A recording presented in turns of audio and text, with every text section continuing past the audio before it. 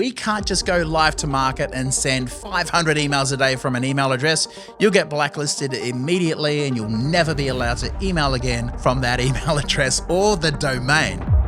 The first thing to do in terms of hacks is never jeopardize or put your main domain or email addresses at risk, right? The last thing you want to do is get blacklisted from being able to send emails as a business. It's kind of important. We specialize at XYZ Company about helping people halve their wages in ever-increasing inflationary times. And we've done it for large companies like McDonald's to mum and dad cafe owners. And what's really good about the Omnipresence strategy, it's just targeting people who have landed on your landing page or website, not the whole world. So it's really efficient in terms of the cost to acquire a customer. Let's talk more about the cold email. I'm going to give you some hacks here and some platforms. The first thing is you want to be at...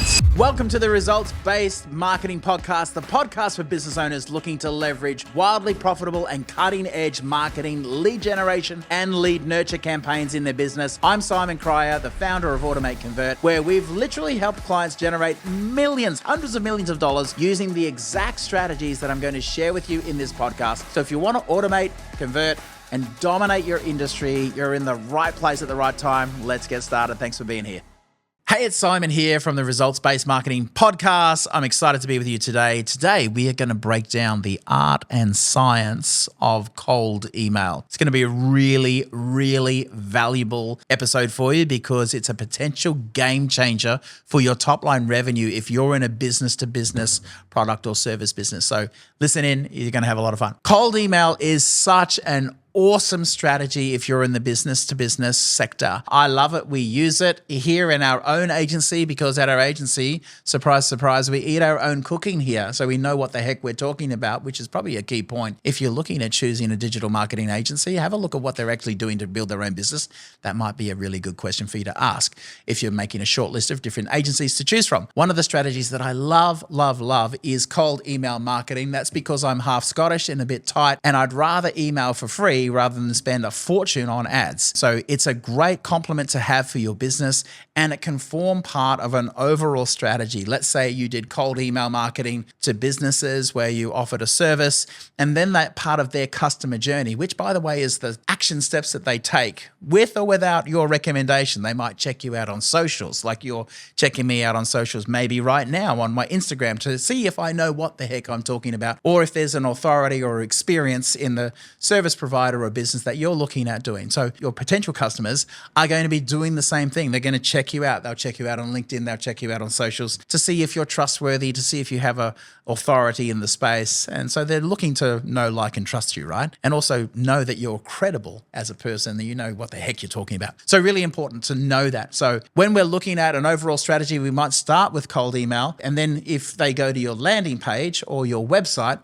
you might have a pixel on there that can then do a retargeting campaign. And what's really cool about a retargeting campaign is that it's just served to the people who've checked out your website or your landing page. So it gives you omnipresence. So part of their customer journey, you're sort of influencing that, and then you're showing up on different platforms. You could be just Facebook, or you could do more of an omnipresence strategy. And what's really good about the omnipresence strategy, it's just targeting people who have landed on your landing page or website, not the whole world. So it's really efficient in terms of the cost to acquire a customer and the people. You're only looking at people who are engaging with you at that point. So it's really, really a cool strategy. Let's talk more about the cold email. I'm going to give you some hacks here and some platforms. The first thing is you want to be at smartlead.ai. There's going to be a link in the show notes where you can go and check out that platform. It is super, super ninja, super, super cool. And you want to also maybe look at some list scraping tools, maybe like Phantom Buster, that can scrape a little known database called LinkedIn and can search the interwebs to find people's email addresses as well. So it's a really, really cool, powerful platform that you can use for email marketing. The first thing to do in terms of hacks is never jeopardize or put your main domain or email addresses at risk, right? The last thing you want to do is get blacklisted from being able to send emails as a business. It's kind of important. So you don't want to be able to do that. So let's protect your main domains and your email accounts. Then we're going to register some names like variations of your main domain. So you might have xyzcompany.com, and we're going to go with xyzcompany.xyz, or xyzcompany.store or xyzcompany.net. From there, we're going to season the email addresses because we can't just go live to market and send 500 emails a day from an email address. You'll get blacklisted immediately and you'll never be allowed to email again from that email address or the domain. Hey, if you're a business owner making between 1 and 5 million a year and you want more consistent qualified leads to grow your business, then why don't we have a complimentary chat? I'm looking to personally invest $26,000 into 7 individual businesses right now who are serious about scaling. Book in a call with me and my team using the link in the show notes below to see if you qualify. Now back to the episode. So with Smart Lead, what they do is they warm up the email account. So they've got a virtual ecosystem where a new email domain is sending 1s and 2s emails to and from different other emails within that virtual kind of ecosystem, if you will. So they're seasoning it so that servers can go and see that it actually looks like it's a real account. It's growing in volume, it's sending and receiving, and it takes about 2 weeks to season an email. And then when we usually start off with just 10 emails per account. So for example, if we were looking at,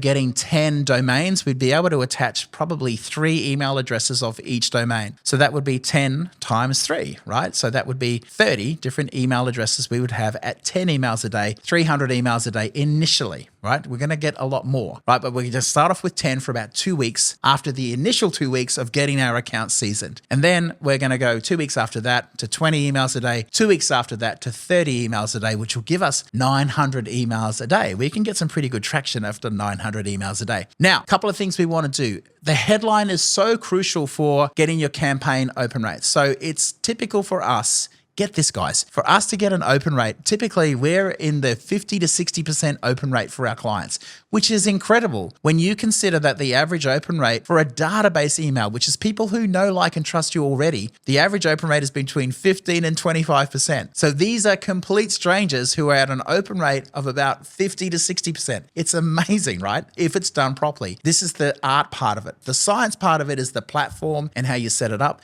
The art part is the copywriting. So we want to have an email subject line that probably is not coming across as obviously a marketing email.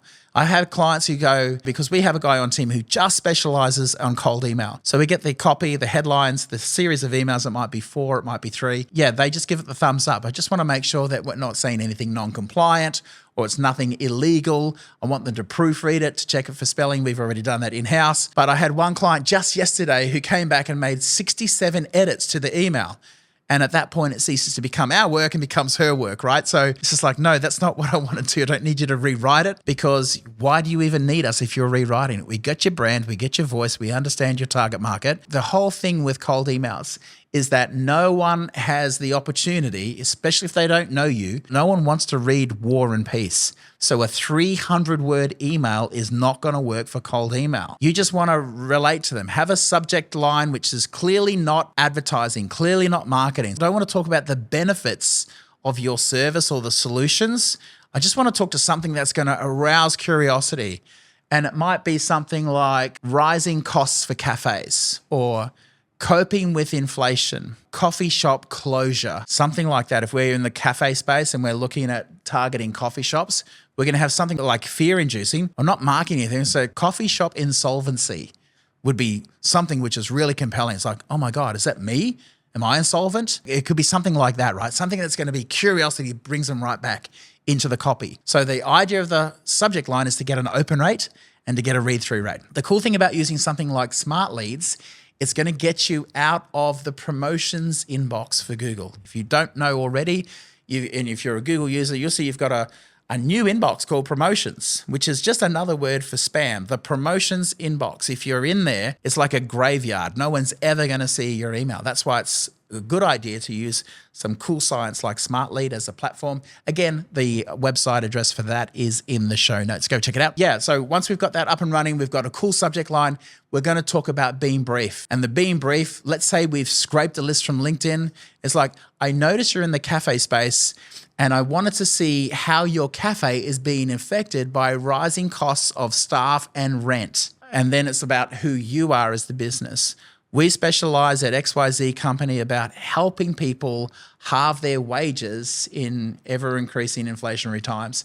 And we've done it for large companies like McDonald's to mum and dad cafe owners. Would you like me to send you some more information? So what's cool about that? It's not trying to sell an appointment, it's trying to sell an info. In fact, this is actually a live case study, sort of, that we've got going with one of our clients right now, who came back to me with a big supplier coming back to him and said, yeah, send me some more info. He's on the phone to me saying, hey, I have to put a big pitch deck together now with this massive global company name. And what would you recommend I do? It's like, hey, listen, it's okay. Just calm down. You're the business owner.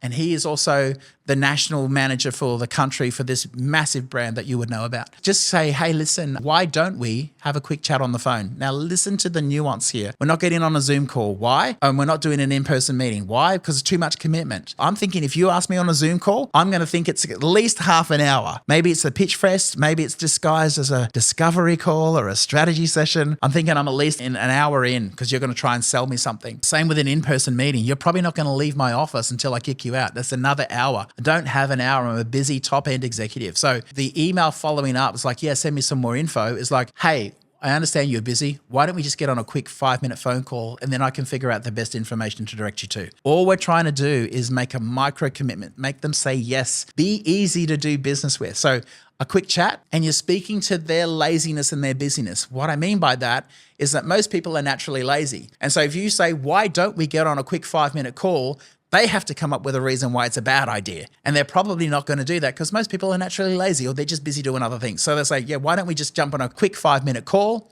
Notice, quick 5-minute call. It's quick. That's why I say it's weird. This is copywriting. Why don't we get on a quick 5-minute call and I can figure out the best information to direct you to? And they're on the call. And then that's the thing you want to sell. You want to now be talking to business owner to general manager, right? So ask questions about your business and what are the challenges that you've got in the coffee with you're selling right now? Is it throughput? Is it quality of service? Is it clients never ever come back? Because one bad coffee and they're gone forever.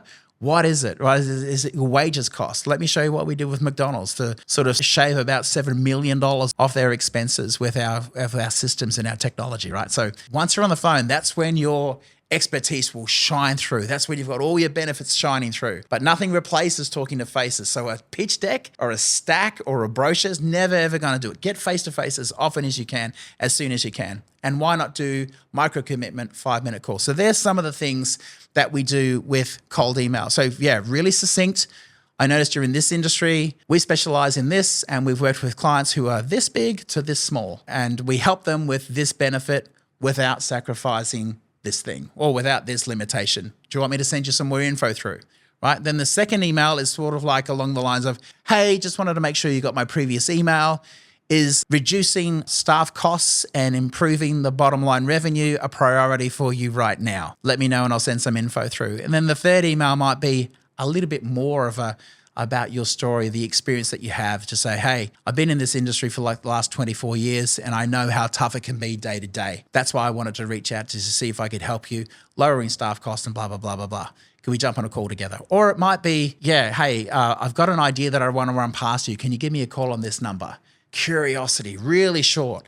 The subject line for that email might be your name and then a stroke and then your phone number. That's it, right? And then, dear first name, I've got an idea that I'd like to run past you. Could you give me a call on this number? Cheers, right? So that's sort of the art and science of cold email, how it works and how it can optimize your business. The reason why I love it is it's so cost effective and it can literally revolutionize the top line revenue of your business. Happy marketing, guys. Thanks for listening in today. Hey, thanks so much for tuning in to Results-Based Marketing. If today's episode gave you valuable insights into maximizing your marketing efforts, we'd love your support. Please give us a 5-star review on Apple Podcasts or Spotify. And don't forget to subscribe on your favorite platform. Let's keep the conversation going. Connect with me on socials at Simon Cryer. All the links for me are in the show notes below. And happy marketing. Thank you so much for your attention.